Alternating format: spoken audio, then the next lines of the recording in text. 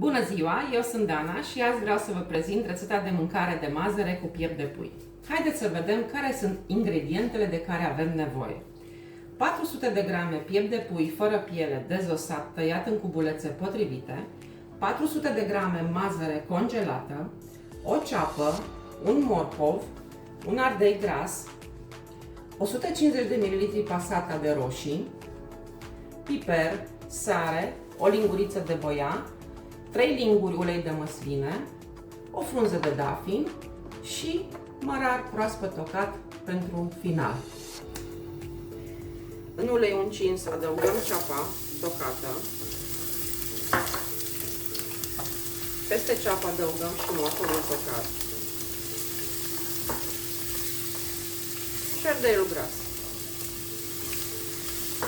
Amestecăm bine de câteva ori și lăsăm legumele la călit pentru 2-3 minute, nu mai mult. Peste legumele călite adăugăm și pieptul de pui.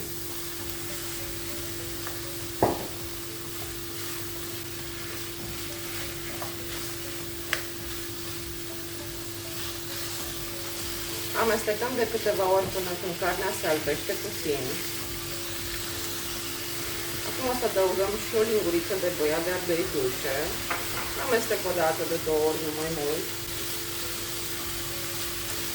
Urmează pasata de roșii.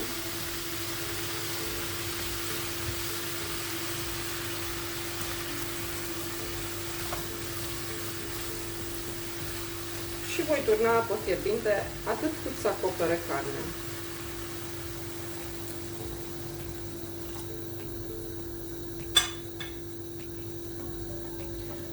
Las la fiert 10-15 minute la foc potrivit.